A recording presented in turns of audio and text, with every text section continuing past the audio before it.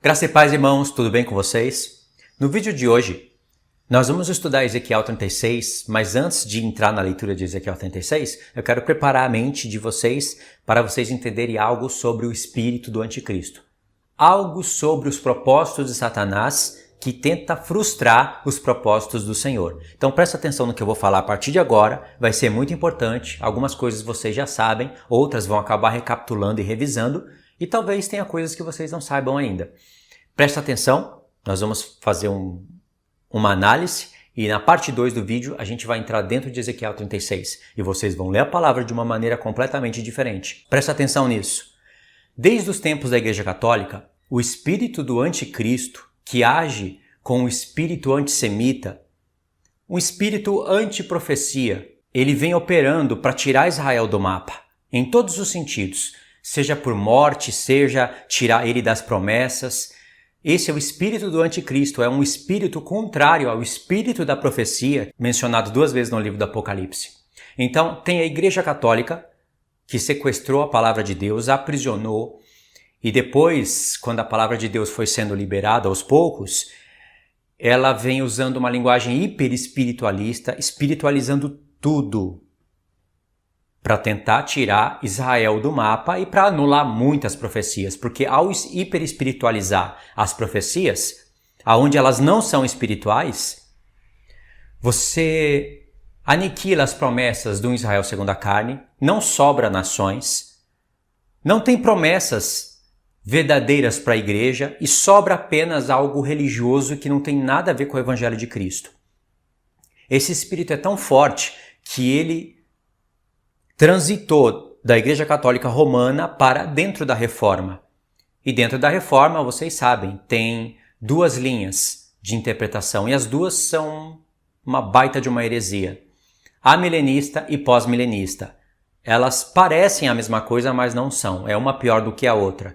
E é o mesmo processo, a mesma proposta. Tirar Israel do mapa, não deixar a gente entender que sobra nações, não deixar a gente visualizar o reino do Messias, como ele de fato será.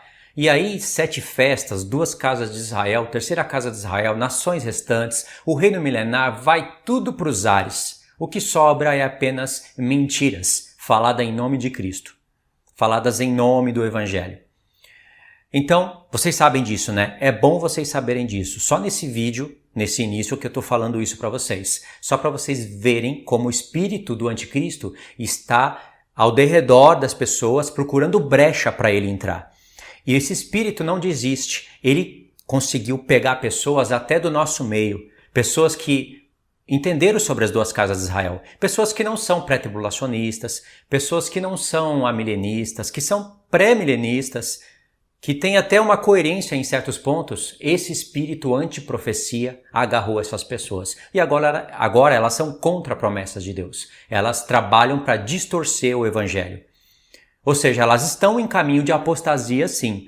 Porque se elas continuarem seguindo esses passos, elas vão renegar muitas coisas. Tanto é que essas pessoas já estão colocando ímpios na primeira ressurreição, já estão misturando as coisas. Já já elas vão começar numa apostasia maior. E são essas que dizem que Deus não tem promessas para Israel segundo a carne, que Deus só tem promessas para os filhos de Abraão, os filhos do Espírito, e usam os textos de Paulo, usa texto ali, texto aqui, e eles usam também Ezequiel 36. Só que eles usam pulando, distorcendo. Então nós vamos fazer uma leitura aqui e vocês vão perceber que, embora tenha textos para a casa de Israel segundo o Espírito, os que serão glorificados, Deus, na maioria das vezes, ele está falando, pelo profeta Ezequiel, de um Israel segundo a carne, de um Israel que vai estar nas nações, vai ter um sacerdócio rebaixado, vai estar subordinado a um reino maior, a um reino superior.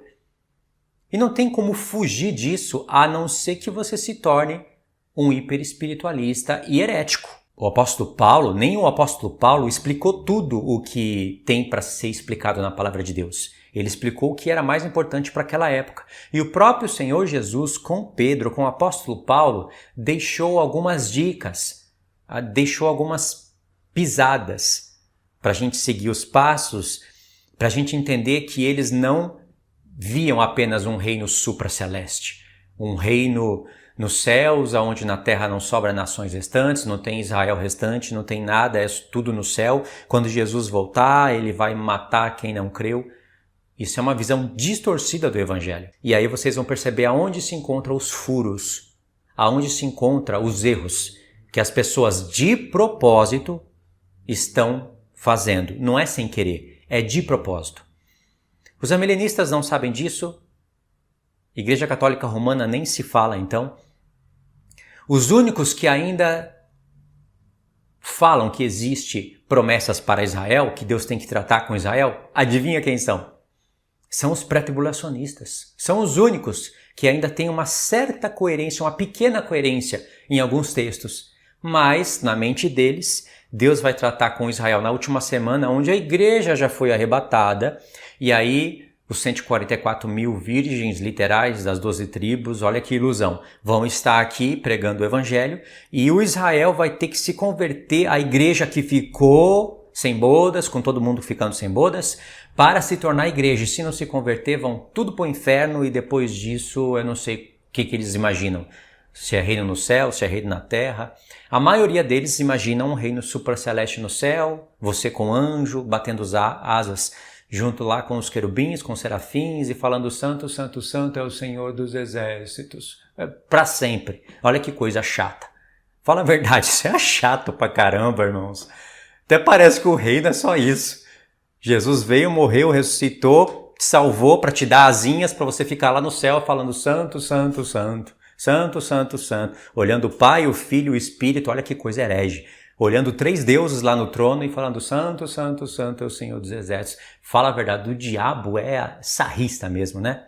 Seja como for, até para pessoas que não acreditam nessa visão, é uma caricatura do reino de Deus bem feia mesmo. Até para aqueles que não acreditam nisso, que acreditam nas 2 casas, eles estão sendo guiados pelo espírito anti-profecia. Ao contrário, o espírito da profecia é o que vocês vão ler agora. O espírito anti-profecia é aqueles que falam, não existe mais promessas para Israel segundo a carne. Não existe promessas para a carne, é para o espírito. Bonito, né? Bonito de você ver. Mas só por um texto, só por um, hein? A gente prova a mentira disso. Aí a gente volta em Ezequiel 36. Já que eu toquei nesse assunto, né? Dá para provar por um texto. Daniel, capítulo 12. Último verso. Não, penúltimo. Verso 12. Presta atenção. Bem-aventurado que espera e chega até 1335 dias. Tu, porém, olha o contraste que Deus está fazendo com os que chegam e esperam até 1335 para Daniel. Tu, porém, Daniel, segue o teu caminho até o fim, pois descansarás e ao fim dos dias te levantarás, aqui é a ressurreição, para receber a tua herança. Daniel, certamente, mesmo que vivendo no tempo da antiga aliança, em tempo de cativeiro, ele agiu como um sacerdote de nova aliança. Daniel vai ressuscitar para reinar com Cristo, só que não nos 1335. Daniel vai ressuscitar no 1260. Ou seja, ele vai fazer parte de uma reunião para agrupar os reinos, para, em questão de 75 dias, desfazer o reino do anticristo até o fim, capturar os que estão escondidos pelos montes, julgar o reino da besta, né? Vai ter guerra, vai ter batalha. 75 dias para colocar tudo em ordem para as nações entrarem no reino, as nações que restam, entrarem no reino em 1335. Então, se Deus tem promessa até para as nações segundo a carne, como que Deus não vai ter promessas para um Israel segundo a carne? Não faz sentido, né? E esse não é o único texto que fala de nações restantes. Aqui é um texto misterioso, porque a gente sabe que a grande tribulação, ela é 3 anos e meio, mas ela tem uma primeira parte que é considerado tribulação, porque a terra vai estar em tribulação, o anticristo vai estar aí, os 10 reinos vão estar unidos, mas as 2 testemunhas vão profetizar por 1260 dias, ainda que a besta queira fazer mal para elas, vai tentar, mas não vai conseguir, e depois elas vão morrer na metade da semana, E a besta vai receber autoridade, poder de Satanás, o trono de Satanás vai estar estabelecido no norte, e ele vai começar a perseguir e matar os santos, e ele vai ter autoridade da parte de Satanás com o seu trono, mas Deus vai restringir esse tempo por 42 meses. Então tem 1260 dias mais 42 meses. Ao todo são 7 anos. Aí é o tempo limite para a ressurreição. Mas depois tem 75 dias para a limpeza na terra e iniciar o reino. Esse é o mistério dos 1260, dos 1390 e dos 1335. Em Daniel capítulo 7, você vai ver que tem nações restantes. Daniel 7, a partir do verso 25, diz o seguinte: proferirá palavras contra o Altíssimo, magoará os santos do Altíssimo e cuidará em mudar os tempos e a lei. E os santos lhe serão entregues nas mãos por um tempo, 2 tempos e metade de um tempo. Mas depois se assentará o tribunal para lhe tirar o domínio, para o destruir e o consumir até o fim. Essa parte aqui está lá em Apocalipse 20. O tribunal que julga os sobreviventes do reino da besta, antes deles irem para o lago de fogo. É exatamente o mesmo ponto. O reino, o domínio, a majestade de todos os reinos debaixo do céu serão dados ao povo dos santos do Altíssimo. Olha a igreja tomando o domínio aqui. Ou seja, aqui tem trombetas, tem tudo. Tocou a última trombeta nesse caso aqui. O reino, o domínio, a majestade dos reinos debaixo de todo o céu serão dados ao povo dos santos do Altíssimo. E o seu reino será um reino eterno. E todos os domínios os servirão e lhe obedecerão. Aqui estão as nações restantes. As nações que tiveram aquele tempo estendido. Perceba que em Daniel 7 é falado disso. 3 animais têm o seu tempo estendido. Essas nações, elas vão restar porque elas não vão pôr a marca da besta, elas vão entrar como um grupo de pessoas não glorificadas e elas vão participar do reino. Entre elas vão ter os governadores, os presidentes, mas todas elas servirão ao povo do Altíssimo. Está escrito com todas as palavras. Ou seja, aqui está falando do reino milenar. Não tem como pôr isso agora, é impossível. Por isso que as linhas amilenista e pós-milenista são as linhas mais heréticas do mundo evangélico. Podre. Então isso daqui está falando do futuro. Restaram nações, elas perderam o domínio, foi passado para o povo do Altíssimo, mas elas estão vivas e estão servindo ao Senhor. Certamente não colocaram a marca da besta e tem aquela pregação toda do deserto, aquela questão toda que vocês devem conhecer. E pronto, no 28, Daniel fala que encerrou o assunto. Então, até em Daniel 7, até no livro de Daniel, tem nações restantes, tanto em Daniel 7 como em Daniel 12. Em Daniel 12, o Senhor fala, como eu li, eu vou repetir. Bem-aventurado aquele que chega e espera até 1335 dias, porque a única maneira de nações restarem nesse mundo de câmeras, de tecnologia, é para os desertos, bem longe do sistema, e ainda com a proteção do Senhor. É a única maneira. Vai ter que restar, né? Até a igreja vai ter que passar por isso. Nem todos vão morrer, nem todos vão para o deserto. Tem pessoas que vão morrer dando testemunho pelo Senhor, tem pessoas que vão sobreviver até o fim, no tempo do deserto. São grupos, você tem que enxergar a palavra de Deus pela uma visão panorâmica. Imagine uma visão de helicóptero e uma visão de avião. Você tem que ter essas duas visões e enxergar as coisas por agrupamentos. 3 reinos vão entrar vivos no reino milenar. 3 reinos não, 3 grupos de pessoas. Imagine por agrupamentos. Eles vão entrar vivos no reino milenar. Um grupo vai entrar vivo no lago de fogo. Um grupo de pessoas vai inaugurar o milênio entrando como mortos no Sheol. Esses são grupos. Não vou explicar um por um agora, porque quando eu for explicar sobre isso, eu quero fazer mapas para vocês. Mas agora eu estou pensando em visualizar tudo por agrupamentos, por grupos e por contextos provando isso. Pelo menos sobre esses 3 grupos eu vou falar. O primeiro grupo é a igreja. Recebe o sacerdócio segundo a ordem de Melquisedeque, é glorificada, tem acesso aos céus, reina sobre a terra. O porquê que ela alcançou isso é porque creu no evangelho, testemunhou, pregou, renunciou à carne e todas essas coisas pertencentes ao evangelho. Alcançou essa promessa. O segundo grupo, o Israel restante. Eles demoraram para acreditar, eles não lutaram contra a carne, não testemunharam a palavra de Deus para resgatar outras pessoas. Mas eles sobraram porque não colocaram a marca da besta, porque não adoraram a besta. Mesmo vendo seus parentes sendo mortos, eles resistiram até o fim e restaram nas condições de Zacarias 12:14. Muitos deles receberão um sacerdócio inferior no templo de Ezequiel, estarão no milênio. É um sacerdócio, mas é o sacerdócio de Zadok.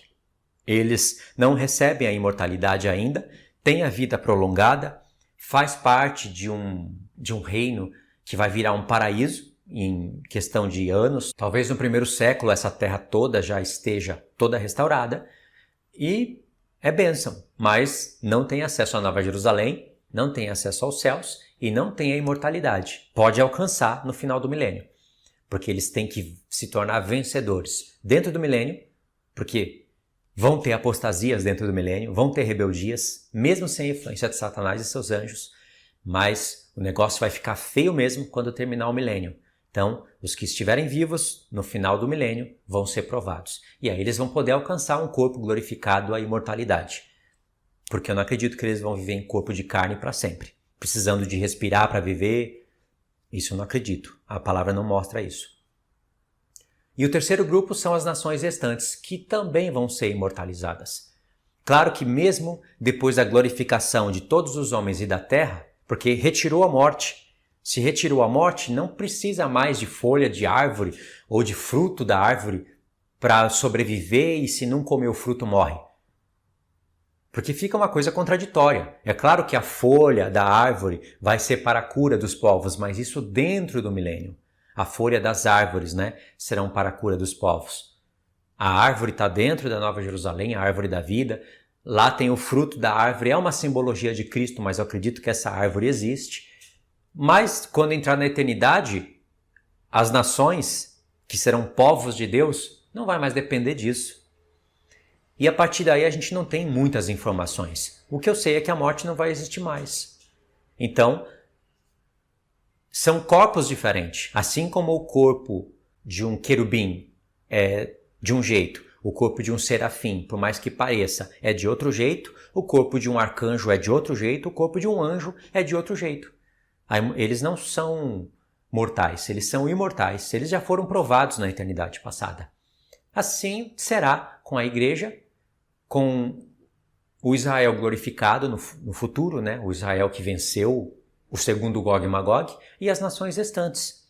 Aí daí em diante são coisas que nós não conhecemos ainda, porque nós não temos mais nada na palavra. Nós temos, assim, um vislumbre, pensamentos de entender mais ou menos os propósitos do Senhor, onde a gente pode, tocar em alguns pontos, ver de longe. Mais ou menos isso. Entenderam? Então aqui a gente encerra o assunto. No próximo vídeo, nós vamos estudar Ezequiel 36 com essa ideia, com essa visão, tá bom? Presta atenção no que eu falei no começo do vídeo, o espírito do anticristo, o espírito antissemita querendo anular Israel, promessas para Israel segundo a carne, querendo anular nações restantes, quando ele não consegue anular Israel restante e nações restantes, ele fica satisfeito só em anular Israel restante. Porque ainda que ele não consiga o projeto dele, porque todos os planos do Senhor, aqueles finais, aqueles onde o Senhor já conjugou tudo, eles não serão frustrados. Alguma coisa ou outra é frustrada no meio do caminho porque o Senhor tem algo maior na frente. É assim que se interpreta o texto de Jó. Nenhum dos seus planos serão frustrados. Porque se for olhar parte por parte nos profetas, muitos dos desígnios do Senhor foram frustrados e ele fala claramente isso e denuncia para o povo. Mas se você for olhar o plano final, dentro daquele plano que Deus fez e que já sabia que iria ser frustrado por causa do pecado do povo, por causa da influência de Satanás e seus anjos, Deus já sabia. Mas por que ele fez? Para deixar testemunho. Para mostrar que ele quis, o povo não quis. Anjos estavam registrando tudo isso. Então é assim que você enxerga a visão do modo avião. Modo helicóptero, modo avião. 2 tipos de visões. Então tem esse espírito agindo. Quando ele não faz uma coisa, ele tenta fazer outra. Ele quer fazer as duas. Ele quer anular nações restantes, Israel restante, as promessas de Deus, reino na terra. Quando ele não consegue, ele tenta uma coisa ou outra. Por que ele faz isso? O propósito principal, eu acredito, que é para colocar pessoas contra as pessoas, irmãos contra irmãos, para colocar incredulidade, para gerar dúvida. Se tem muita dúvida, se tem muita gente falando muita coisa, as pessoas mais simples que estão começando a estudar agora, elas ficam confusas. Por isso que Satanás faz isso. Então, presta atenção, qual espírito que você está ouvindo? Qual espírito que está te guiando? O que você está fazendo com as escrituras? Tá bom? Então, deixe os comentários. No próximo vídeo vai aparecer na tela final. Também vai estar tudo organizado na minha playlist. Nós vamos estudar o capítulo 36 de Ezequiel.